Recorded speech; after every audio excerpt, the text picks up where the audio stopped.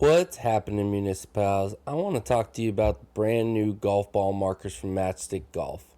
The golf season upon us, and the Masters is right around the corner, and Matchstick is ramping up and raring to go. They've recently released two markers in collaboration with Manzanita Links, one of Oregon's best coastal golf courses.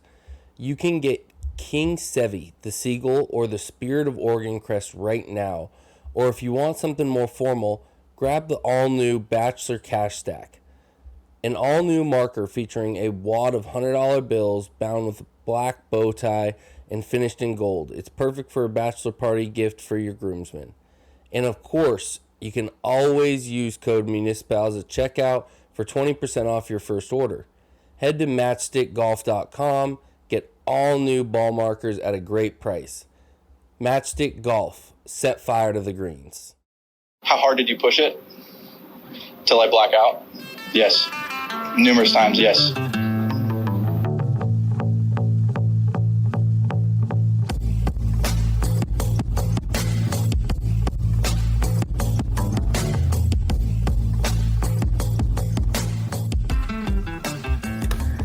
What's happening, Municipals? This is Big C. We have a special guest on this week.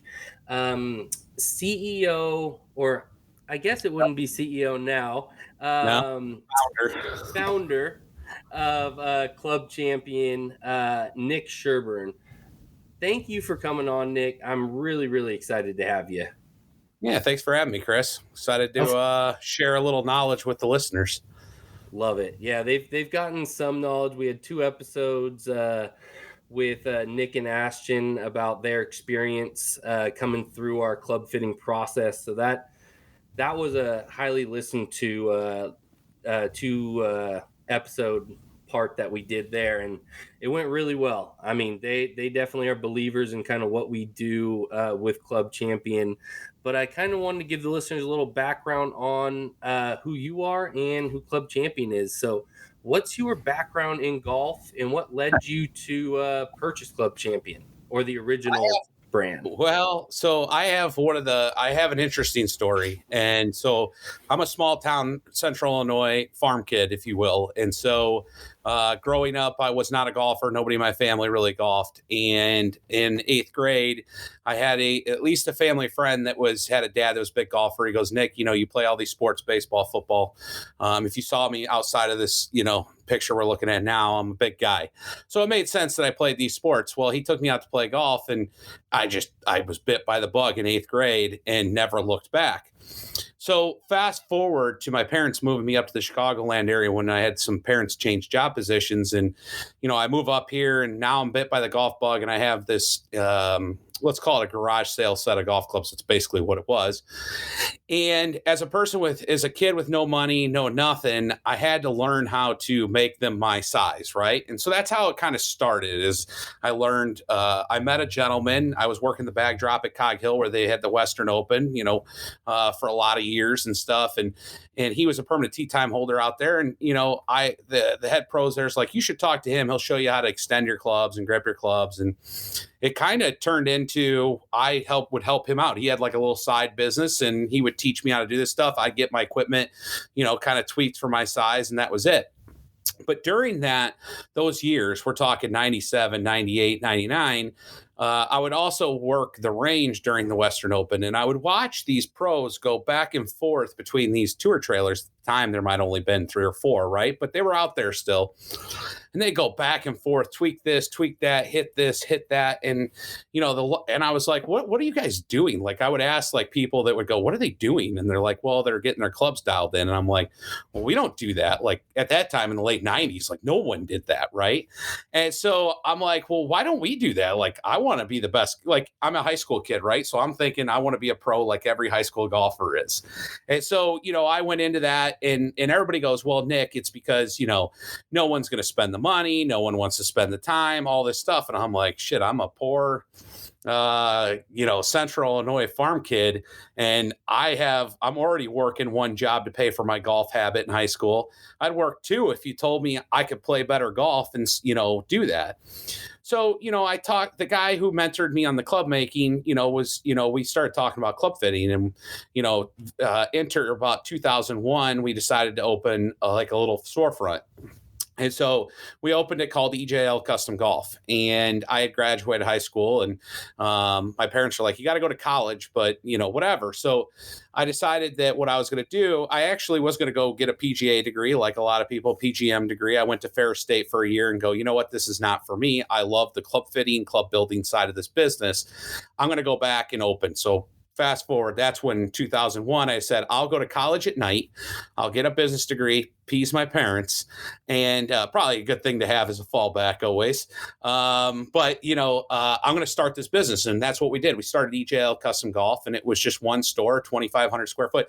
Actually, believe it or not, Chris, it was where, our headquarters is here in that same mall where there's now a Pilates studio. And that was it. And we were there until 2005. And we had built up a pretty good little following of people come and tweak their clubs, do club fitting. Now, what that was like really early on, we had launch monitors, but they weren't super sophisticated, but we had all the stuff to build, and we'd build all your golf clubs, and we'd fit you for what it was. But as a young guy, the technology was coming out, more shaft offerings, technology offerings in launch monitor, stuff like that. And as a young guy, I think we can all appreciate that that was cool to me. So I was like, oh man, let's do this. So anyway, we grew that, and then I had a chance to buy a competitor out of the North Shore, and we had a pretty good business going. And I had a chance to buy a competitor that was kind of not doing so well on the North Shore, and so we bought him, and now we had 2 stores by 2007 under the EJL Custom Golf name. And kind of what happened in 2009 was, here's an ultimate golf cool story. I went out, I play golf, like Sunday's my one day to play golf because we're closed, right? For 20 some years, I work 6 days a week. We're still closed on Sundays, by the way, guys. Yeah, we are. We still are. And for 20 some years, I still work 6 days a week. So that was my day to play golf. So I usually played with customers because you meet so many cool walks of life, as Chris, in our stores. And people would all the time be like, oh, I'd love to take you out and play golf. Well, I never turned down that opportunity as long as it was on a Sunday, right? And so I got invited to Olympia Fields. And great golf course, U.S. Open golf course. So excited to go do that. And I get there and they go, hey, we invited for a 4th because 2 of them were customers. A guy by the name of Joe Lee, who then became our CEO. And I'll get to the story. But anyway, didn't know him from Adam at that point, right? And we get up to the first tee, we flip tees, we make teams or whatever. And he tells me, yeah, I played golf at Marquette. He was approaching 40 at the time. And he's like, I went off into the world. And I watch him hit his first tee ball. And I'm like, I'm walking down. I can never help myself. I'm like, man, you got a lot of spin on that ball. We get that spin off there. That driver's going to go probably another 20 yards. He's like, no way. I'm like, have you ever been custom fit? He's like, no. I'm like, so you played college golf. You're at a predominant country club in the Chicagoland area. You obviously have, you have little to no reason not to spend the little incremental money on custom clubs. He's like, Nick, no one's ever told me. I'm like, okay, well, for the next 18 holes, you're going to hear me tell you. And so, we get to we were on a green and I'm watching him forward press and he's jamming these putts and they're all squirting right. Sometimes he plans properly. Sometimes he doesn't. I'm like, dude, if we just put a little bit of loft on that putter, your putt's going to actually roll where you think it's going to roll and you don't have to compensate. And so we get done with the round and we have a great time. And he's like, man, I've never heard anybody talk about golf equipment like you. And I'm like, it's different. It's what we do is a disruption, not because you could call it, people like the bad raps we get, money grab, all this stuff. It's real. It's a real thing that if you go in and have somebody truly take the limitations out of it and you just follow the numbers, yeah, you're going to probably spend some more money, but you're going to get way more benefit out of it. So being the person I am, I followed up with Joe the coming days. I'm like, when are you going to come in and let me look at this stuff? So he comes in, fit him again to you like your co-host. Literally changed Joe's world on the golf course. He's like, holy cow. Like once he got out and played with the clubs, he's like, I can't believe I've just spent the last 20 years doing this and had no idea. And he's like, there must be thousands like me. I said, I believe there is. It's a big story to tell. People are, hesitant of it. They've been sold golf equipment one way. for the last 50 years or whatever you want to call it, no one's ever, because it's easy for the vendors to put something on the shelf and you go buy it through marketing. But, if you can truly show people that there's a brand agnostic, a way to look at it where, there's more to it. And so anyway, we put a business plan together. We raised money through people that were customers of mine, through Joe's network and whatever. And we recreated the company into Club Champion Golf. And basically that was in 2010. And, kind of can see the rise since then. We kind of, made sure the model worked, that we could translate what we were doing to golfers so that they understood it. And then once we felt like we could get that translation, that's where you've seen the hyper growth of, okay, people are getting it now. We can open more and more stores. Yeah. So, and I mean, like you were just saying, Ashton, the co-host here, he's probably one of the biggest proprietors of Club Champion now. After him and his best friend Nick came up and went through the fitting process and saw what it does for their game, it's just a complete game changer. And I'm in the same boat as you. When I get invited out to go play with people, or if I'm just playing as a single, I'm constantly looking in people's bags and kind of seeing what they're playing, how they're playing. And I'll get guys that are, 5 handicaps, 6 handicaps that are pretty good players, but they're hitting their driver 230 yards with a great swing, but they're just not getting it out there. It's sky and high. They're hitting it left. They're hitting it right. They've got this big whooping slice. And it's like, I can help you with that. There's a lot of things that I can do. We need to find you the right shaft. You're playing something too flexible. You need something that's a little heavier. There's everything that I can dial them in on, to get them in the door. And the minute I get them in the door and can, show them the proof in the pudding, I mean, they're a lifer. Yeah, we always we get knocked sometimes online and stuff for, we're sales, we sell and blah, blah, blah. We do sell. But I mean, the reality of it is why it seems salesy is because we're showing you something you've never seen before. So people are like, oh, why haven't I seen this? Well, the reality of it is it's hard. It's a hard business, as you know, Chris, because everything is very in the details. So it's like, this is the head, this is the shaft, this is the grip. That's what people see, right? But then there's also all the things that go into it, how it's tipped, how it's swing weighted, where the weights go, the settings, the grip, how much tape goes under the grip, lie angles. I mean, there's just so many things that go to it. And then you get the people that are like, I sit at my club on, sometimes I do the same thing. And I look at bags and I'm like, what are you doing? And they're like, well, I'm not good enough. I'm like, well, you thought you were good enough to join a country club because you love golf. Why wouldn't you want to give it the best chance to play your best golf while you're out there? I mean, I go out to play because I want to enjoy the game and I want to play the best I can. That's what Club Champion's giving the offering of is, we're not always going to be the cheapest place in town. In fact, rarely will we. But that being said, we're going to be the highest performance place in town. And to me, when you spend, and maybe you've heard me say this and they can hear this, say this, I always say this, I go, golf is a time-consuming sport as it is. And so, when you're buying a driver, you're already going to go buy it off the shelf for $500, $550, or you can go you get it custom made for you for $700, $800, whatever it is. It's going to be around there, but it's going to be the one driver that's going to be hard to beat for the next 3 to 5 years because it truly fits you. And so when you look at that incremental cost of a couple $100 over time, actually, you might actually save money over time. But the reality of it is the 5 to 6 hours a week you're spending, and that's pretty conservative for most golfers on golf. I mean, we're really not. It's like you bought something else, a pair of shoes that you're going to wear once every whatever and spent that, but you're going to use these golf clubs every Sunday or Saturday or whatever when you play golf. Why wouldn't you give yourself? And I don't care if you're a beginner golfer or a tour player. I mean, as you know, Chris, golf clubs change the way you swing and make contact. So you either have no chance, somewhat of a chance, or if you're properly fitted, you have no excuse. And then on there, you just got to learn how to hit it. Go see a coach or whatever. But if you don't have the right equipment, it ain't going to work at all. Well, and how many times have you seen it? And I know I see it all the time, that guys come in with a rad speed, a sim, epic speed, like all the last 3 models all at the same time. They've went out and spent $1,500 to $1,600 on these off the rack drivers, none of them which worked for them. They're just basically hoping and praying that they're falling ass backwards into something that works. where they could have just come to us, spent $800 to $1,000 at max, really, to kind of get, on the most expensive end of us, dialed in on something that's perfectly fit for them. And the funny thing I always say when I'm fitting people is, this driver or this club is fit specifically for you. Your friends always love to see new stuff in your bag and say, "Oh, let me hit that." Most of the time it's not going to work well for them because it's fit specifically for you. And that's how golf clubs are supposed to be. It's supposed to be fit and dialed in specifically for that individual player. And we're not always trying. Oh, go ahead, Nick.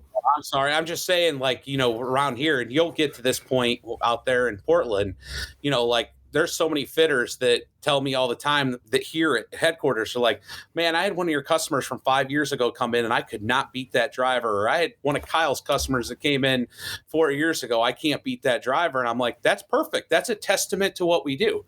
And, it's results driven. If you can beat it, great. If you can't, keep playing it. So there you go. And we're not always trying to sell people the most expensive setups. I've set up a lot of people with Ben Hogan heads and Vista Pro shafts that just absolutely, the numbers showed it. Again, we are brand agnostic. That's the one thing I love about the company the most is whatever the numbers are showing, whatever I'm fitting you in we're going based off of what TrackMan's showing us, what the numbers are going to be. So I don't care if it's P790s, if it's Mira heads, or if it's Ben Hogan's. Whatever we are getting you in that the numbers are showing us the best absolute option for you is the way we're going to go. And that's one thing I stress to people all the time. We are salesmen, but I'm not here to sell you the most expensive options that we have. I sell you performance. That's what we sell. We sell performance, but people, if they got to know our business, and it's a double-edged sword, as you know, is our fitters don't know inventory, they don't know margins, they don't know any of that. And believe me, that would be easier because that's how most businesses are set up. I think you would even say, I wish I knew sometimes what inventory was because then I could save myself. We try to give, from selling something that might not be able to get it for 2.5 months. But the reality of it is that's not what we set. That's not what the foundation of this company was set on. The foundation of this company wasn't about getting your clubs fast, although I get it. I'm a consumer. You want them fast? I want to get them to you fast. But performance is the overall part of what this is. And when you're talking about an investment of a golf club you might keep for whatever it is, 5 years or whatever, that if it did take an extra 2 months, forget about it. I get it. You want it, but this isn't a 2-month decision. This is a 5-year decision. It's an impactful, and I want it to be that for golfers, and I don't take it for granted. I always joke. I go, I wouldn't be sitting in my office at 5 o'clock or 8 o'clock or on a Saturday if I didn't believe in what we did, or I was so rich I had an island. Like, we're growing this business because I truly believe that what we do is the right way to buy golf equipment. And I want to continue to see that not only in the United States, but internationally. And I will say this, guys, as Nick is the founder of this company. Nick holds a hat in every different direction. This guy will jump across the street, pure shafts. He's going to pull your orders. He's going to do whatever he needs to do to make Club Champion the best it possibly can be. And that's one thing that makes me excited to work for a company like Club Champion, and why every day I'm excited to wake up and fit people and get people into the best possible options that they can have day in and day out. And I mean, that's a testament to what the company is and what we're trying to achieve for all of our customers. So absolutely. That's absolutely killer. One thing I wanted to get into, we're expanding, as you were talking about. Expansion is massive for us right now. One big thing that was announced over the last time is the purchase of TXG. So tell the listeners a little bit about that acquisition and some of the other ones that have come along after that. So we'll continue to expand in the States, whether it's, 10 stores, 20 stores a year, depending on construction and everything, because there's still plenty of places to go. But we've been wanting to do international for probably it's almost 3 years now. COVID hit, obviously made it very difficult because of travel and whatnot. And so we started thinking about our approach of how we would take international. And originally we were going to go and set up our own stores and do all this. Good thing kind of COVID did hit and slowed us down and made us rethink that a little bit. So then the idea became, what if you just created EJL Custom Golf Part 2.0? So we take like-minded people that have smaller businesses like us. So like we took, Joe came in and we took EJL and made a club champion and expanded from there. And so we started thinking about people. So I've known Ian Fraser for a long time, before modern golf. So he has a long lineage, but back when he was working with TaylorMade even over in Scotland, I've known him for a long time. If you look at Golf Principles in the UK, I've known Jason McNiven for a long time. These are people that have been club fitting and club building at a high level for a long time, but have only ever had the resources to open 1 or 2 stores. Like a lot of people think TXG is this ginormous company. They're actually no different than EJL Custom Golf in 2007. They have a great online presence, but their actual club fitting stores in Toronto, they got 2, weren't much bigger than we would have been in there at that time. And so we started going to these folks that I've known, and I'm forgetting Pureform in Australia with Steve and Paul. But, the board basically said, hey, Nick, can you go find your guys that you believe in and trust and use the same model that you kind of deployed in the States here, where, we go, we buy them, we give them ownership in the new kind of world, and they're the spearhead that will grow us in those countries, which I love that approach, because now you have that person that truly is the mission statement holder that'll make sure that, the quality stays there, that the training stays there, all that. And so, when we called Ian and he said, I'm interested in hearing your proposal, and that's what we did. And, you're just going to see us all. I mean, when we first did it, people were like, what are you going to do? We're going to do nothing. We're going to give them the resources and some of the war plans that we use to expand, so they don't get hit by the buses we got hit by, and help them just expand in that country. People are like, you're going to change your technology. Why? I mean, Foresight or TrackMan. I like TrackMan, but they like Foresight. Okay, they both give me the numbers I need to help you. So when we start going down that rabbit hole of argument, you're not really helping anybody, in my opinion. It's tomato if you're really know the things I know and Chris. But my point is we're going to keep them doing. We'll clean up some of their business practices. We'll show them how to train and hire better. We'll show them how to find real estate. We'll show them how to market. But the reality of it is they're going to run their business. And, it's probably going to, a company like that with that kind of brand equity, it'll probably stay TXG. And maybe it'll be TXG powered by Club Champion at some point. Maybe it'll be Club Champion at some point. No plans for that. Don't really, doesn't matter to us, guys. It's a name. So, at the end of the day, we want to see them, we know what the potential is for Canada. We want to see them be that national Canada brand, just like Club Champion is here in the States. And we'll do that same thing with Golf Principles in UK. We'll do the same thing with Pureform in Australia. And, if you were to really dissect our businesses, we're all our fits, like Ian said it on our podcast here in Club Champion last week. I went down and did some fits down in New York, and it was like I was in my studio in Toronto. Like it's not as different as people think. So we're very excited to be growing the family this way. Obviously we're going to stop for the moment. We got to figure out these 3, but you're going to see that throughout the next, coming years, where that's how we do it. We get people that are truly that MVP or champion in that country, and then, give them the war plan and let them go. And I love that. And I think one thing, especially our listeners know TXG more probably on the social media aspect of things, through their YouTube channel and things like that, than maybe even them as a studio fitter. So, and I know that's one thing you guys stress that we don't really want to change either. They've killed it on that front, and they've done such a good job on YouTube that they just need to keep pumping it out. Yeah, we might blend some marketing with their, we might leverage some of their online celebrityism, but we're not going to change anything. Like even, and I'll be the first, because I'm an honest guy. So, there was the big to-do because Matt left. I don't really know all their people, but Matt left and it created a big thing. And I know Ian kept it kind of under wraps and whatever. But the reality of it is, whether we were there or not there, that was happening. We had nothing to do with that decision. That was an Ian and team decision. And they asked us, because it was getting close to us closing, what's the call? And we go, Ian, there's going to be more of these calls. That this is your call to make. You run that. If you think that's what's, for the direction and what's going on. And I think it was just both parties weren't meeting in where they needed to get. And so, it is what it is. But you won't see like Club Champion all of a sudden try to make commercials out of TXG. I mean, I would love to, but that's not what their brand is about. And that's not what their channel's about. And we're not going to force their channel to be something it's not, because they're successful at what they do. And so we want them just to keep educating the public like they've been doing and go from there.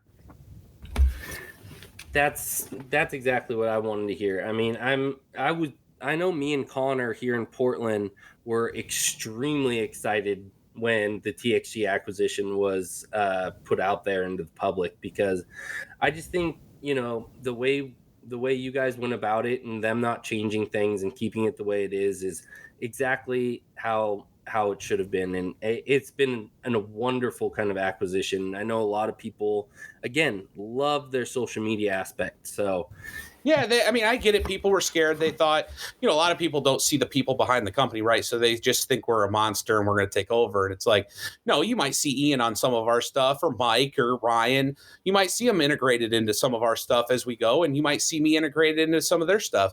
But the reality of it is the mission statement doesn't change. We told them, well, you keep creating the content you create. And if we have an opportunity to collab, when we can collab, we're going to collab. And you're going to already start to see that a little bit. And I think there's some places where we belong with each other, and there's some places where they should keep doing their thing, and we're totally good with that. That's their baby, and they shouldn't screw it up, and I don't want them to. So one thing I kind of want to ask, kind of a fun one. Who are your favorite people you fitted, or let's say even most famous people? Because I know when I was in Chicago for some training, we had a couple of the Barstool guys came in for some fits, and we also got to fit Max Stassi, the catcher for the Angels out in Chicago. So got to ask, because I think the listeners would be stoked on that. Well, yeah, well, it's probably the most famous, although I don't think of him as famous because he became a friend, is Bo Jackson. But he, as people every time I say his name, people's eyes light up. So I always use that one. And the best story about that was actually, this was back in 98 probably. And I was just working with this gentleman who was Everett, who taught me a lot of what I know. And, it was right.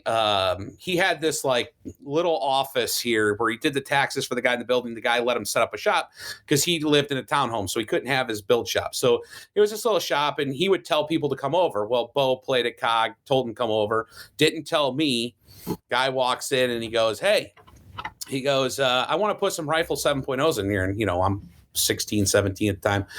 It's pretty stiff shaft, sir. He's like, that's what I need. And I'm like, okay. And I'm like, it's pretty stiff. He goes, feel my forearms. So I felt his forearms, thought it was kind of weird, but whatever.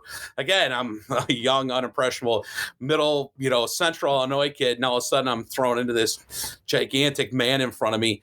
So anyway, I take the order and he goes, yeah, Vincent Jackson, whatever. So he leaves. I'm like, hey, we'll get him ordered. We'll get him done, blah, blah, blah. And so Everett was down and he goes, hey, who was just here? And I go, I don't know, some guy, Vincent Jackson, he wants 7 O's. We got to order these things. And he's like, do you know who that was? I'm like, no, Vincent Jackson. He goes, that's Bo Jackson. And I'm like, oh, yeah, kind of the light went on. I'm like, how did I miss that?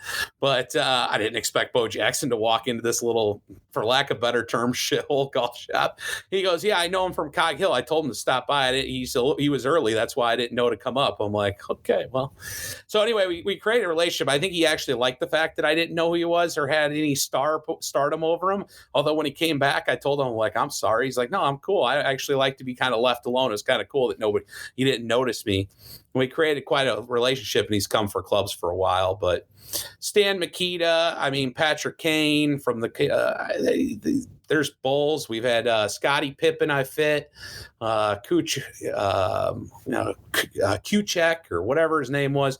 There's been a lot, but yeah, I don't know which my coolest. I guess Bo is my coolest. Bo's a pretty good one. Especially because you guys were still my coolest. There's been some Cubs and some other ones that have been pretty cool, but Bo's the one that's the most memorable. Yeah, I think I saw a Joe Madden account in our system Yeah, Joe too. Madden was when he was with the Cubs, he came in. At one point, we still get it. I don't hear about them all, right? But the Chicago sports team, we do a pretty good job. We've had Urlacher and Briggs and a bunch of different guys come in over the years. And did we fit Urlacher into a Cortex? What's that? Did we fit Urlacher into a Cortex back in the day? I don't think that was us. No. But it's funny, these athletes, they always they want people will give them clubs all the time, right? And so it's funny when they come to us. I'm like, what you didn't want the freebies, and they're like, nah, I want something that actually fits me this time. I'm like, good man, that's the way to go. Yeah, so I've had the owner of Seamus Golf, Akbar, is a close friend of mine, and they're based out of here, like pretty much 15 minutes from our studio here in Portland. And I had him and his brother and his father, and I fit all three of them. And he's the same boat. Like, he's given stuff from all the major OEMs all the time, and he's just been playing the stuff that's been given to him for free. And it was the first real fitting that he's actually done, and it was mind-blowing for him because he's just played a bunch of random crap that's just been handed to him that's good equipment but just not fit for him. And so we got him into some KBS TGI 80s, really light, and then some of the Mira CB 301s. And he's a fancy boy, so of course he went with some Gripmaster, kangaroo grips. Yeah. And so, but he texted me right after he got his clubs, which were quick. I think we got him in 2 or 3 weeks for him. And he goes, I've never hit a 4-iron as well as I was able to hit the set that you fit me for. And he's just like, I'll never play a club that's handed to me ever again. He goes, you guys have dialed it in. I will be a life customer forever, and anything I ever need golf-wise, we're his man. So, So these guys, of course, are given free stuff all the time, but what we do still is very important. Even for the guy that is getting free equipment, we still are going to be able to get him playing better golf. Well, people always joke with me. A lot of people over 20 years that have frequented Willowbrook and every time they're like, what's in your bag? And they're like, oh, you haven't changed. And I'm like, well, why would I change unless something's better?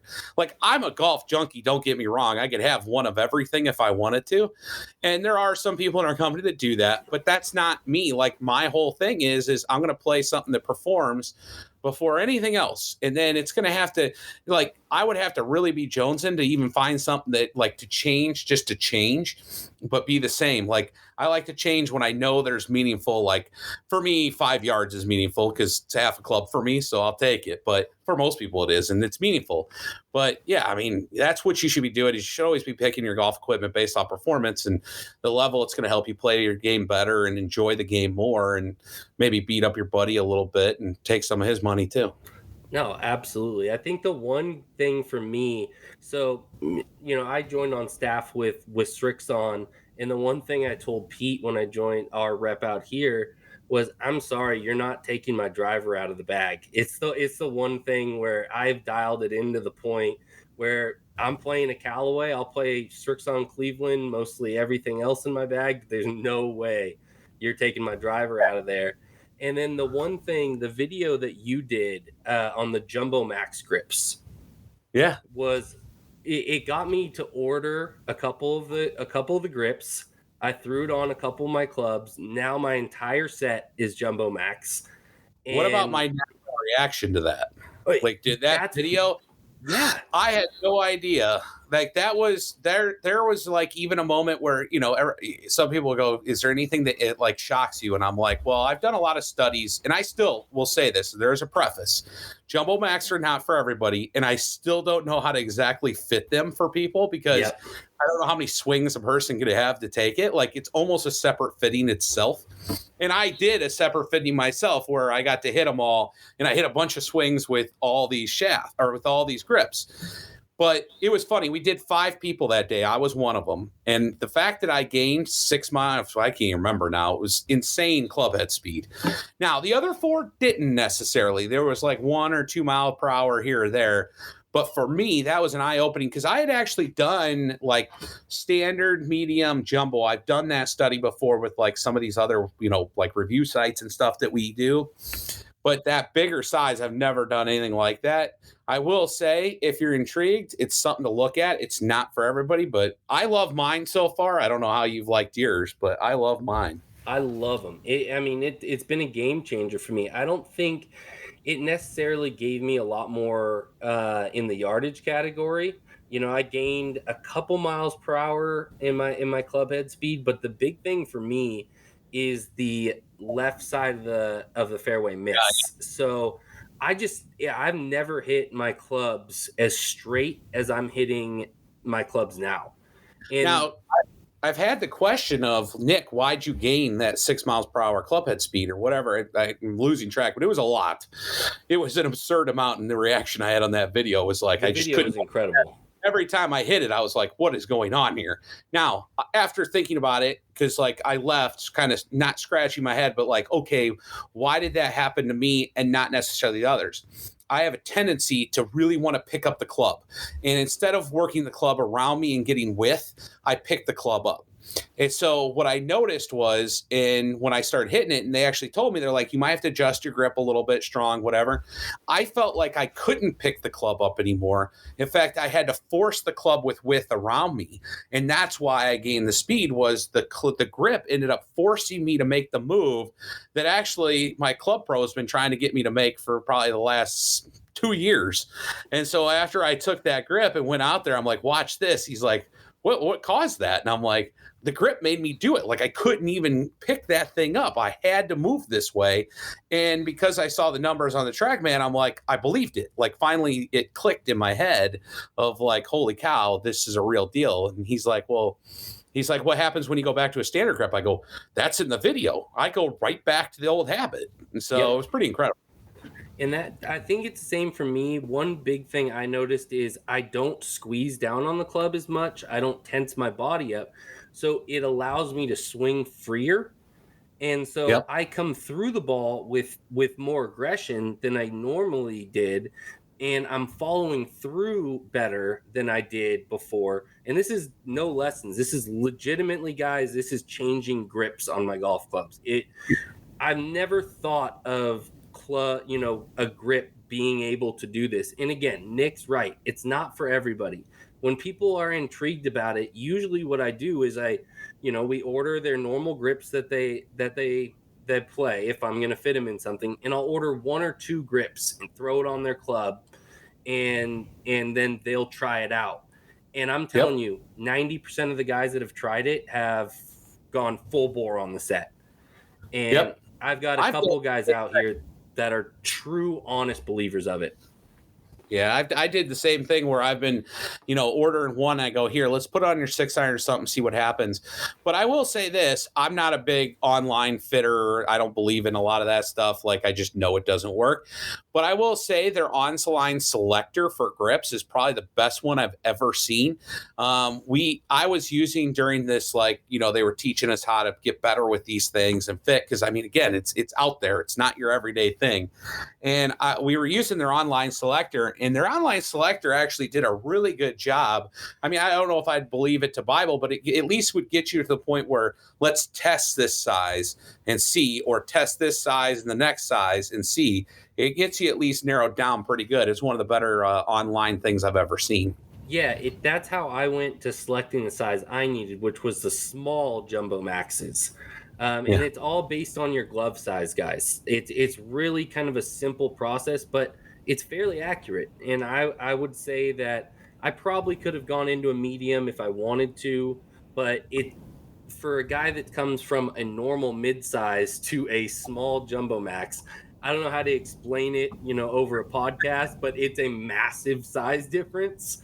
Yeah. So if you want to try them out, check out just 1 or 2 grips and give it a try, and then go full in on it. Test it on your driver, test it on an iron, like hitting at the range, and just see, because there's no silver fitting bullet with that. That's the one thing that drives me nuts about it, is it's not like everything else that we can fit, because it kind of defies a lot of things. It doesn't really work the same for every person. Like I haven't seen like one like avenue. Like you can, a lot of products you can go, okay, this is going to go after that person, or this is going to go after this. I haven't figured out where Jumbo Max fits in, because I've seen it fit a wide different range and not fit a wide different range. So I tell people it's still one of those products I'm not completely comfortable with. So like we have them in the store. Fitters can help you. They can take you through the process, show them to you. And then I say, walk before you run, test it a little bit. And if you love it, then go all in. That's kind of what I did. I put it on my driver and 6-iron after that fit.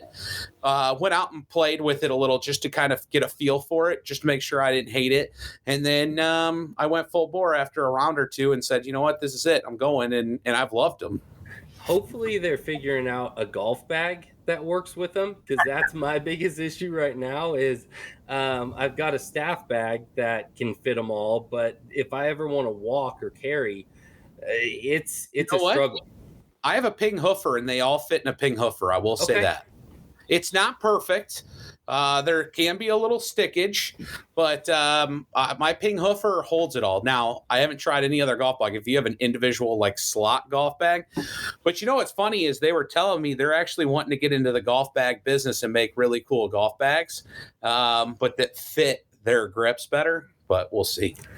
Yeah, that's the only downfall that I have. So I'm just gonna have to take a couple clubs over and check out a few bags at a shop. Yeah, your Sunday. For anybody that wants a Sunday bag, forget about it. That ain't not gonna happen. Yeah, unless you're playing a quarter set, not even a half set. I don't think it'll fit in a Sunday bag. But so let's end it this way, Nick. Since everybody always asks you, what clubs are you playing right now? What is your setup?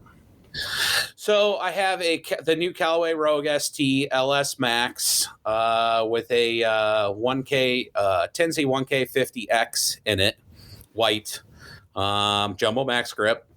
I haven't gotten the new Stealth Plus titanium fairway wood yet, but I have the Sim 2 Max. I've had every version. That thing's a rocket ship. It is. It still is. It's I'd say the company's best selling 3-wood by far. Yeah, so I want to test the new one. I'm sure it's going to be good, and I'm going to get it. But right now, I still have the Sim 2 Max in that, and then I have a Villain in that from VA Composites. Great hybrid G425 Max, 19 degree, great hybrid, easy to hit, looks great, feels great. And I actually have I have a Rogue, or no, I have a UST.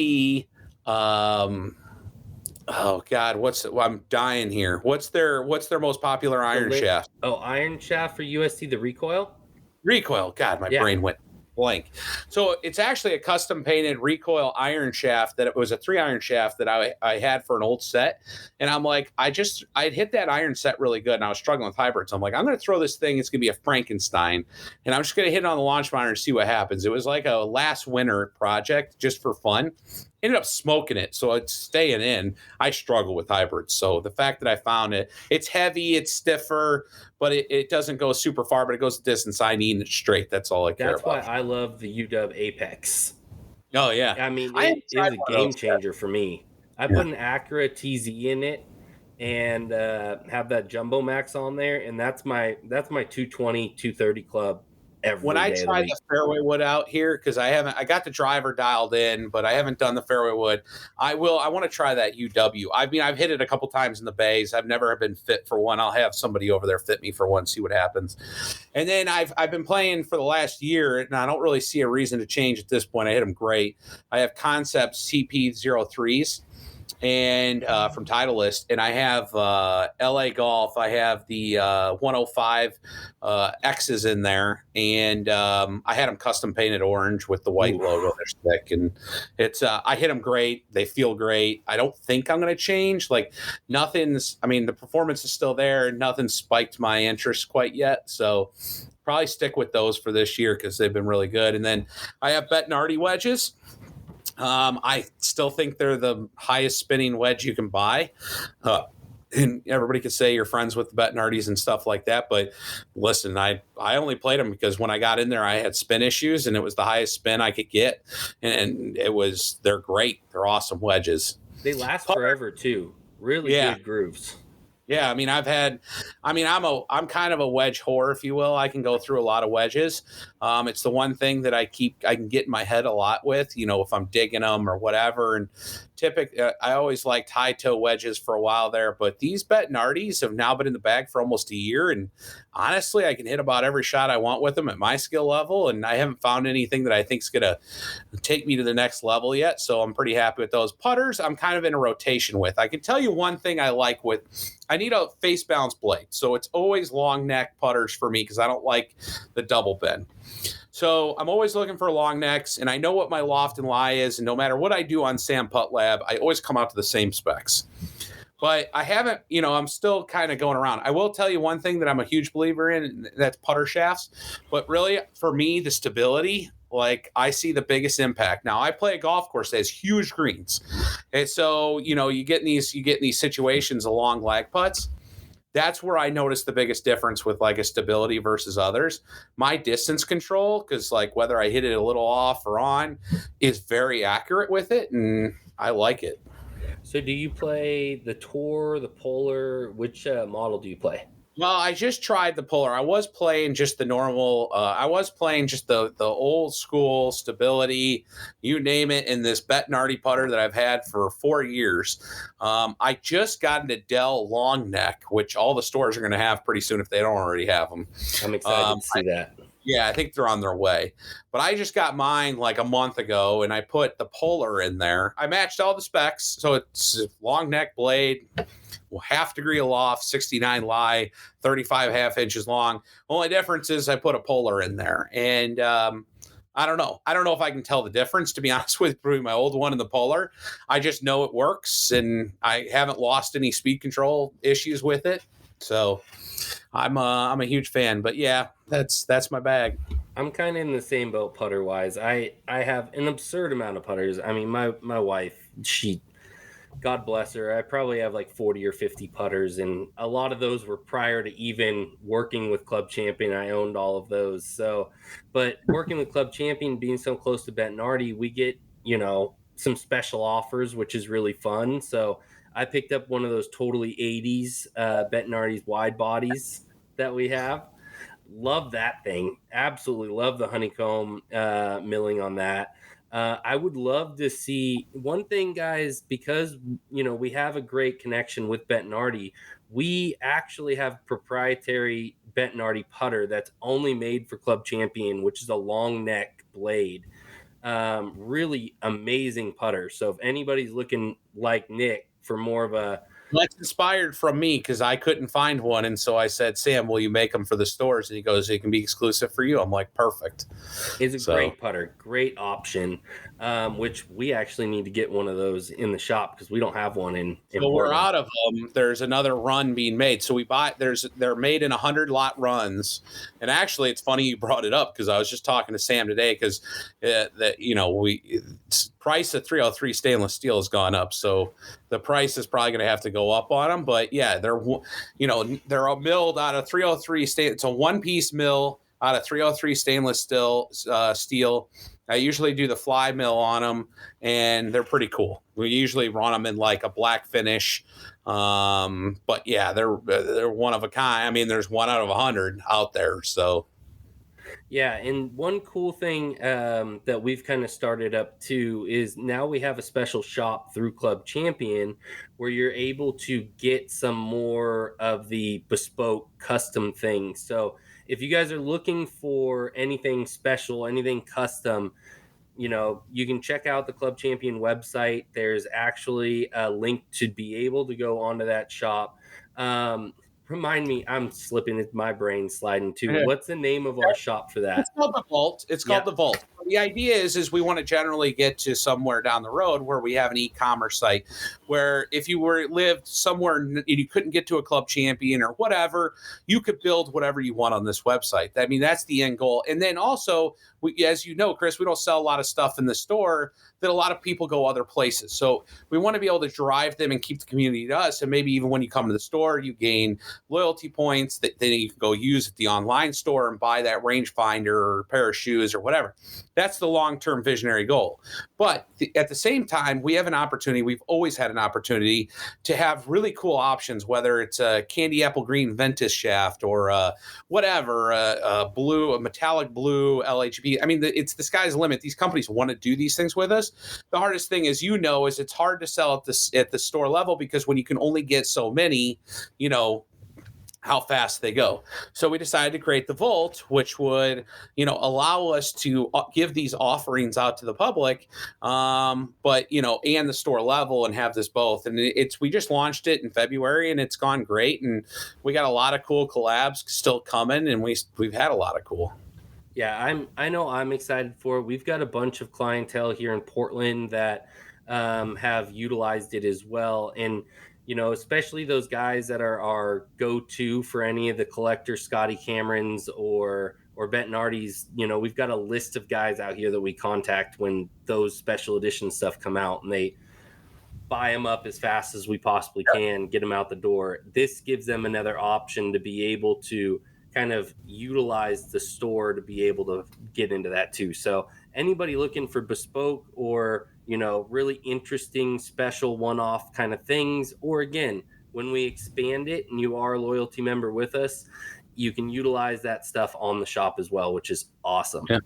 Yeah, we'll get there eventually. But yeah, it's cool stuff to look out for. I think we launch it every other week, I believe is the cadence. But yeah, so follow social media, follow Club Champion on Instagram.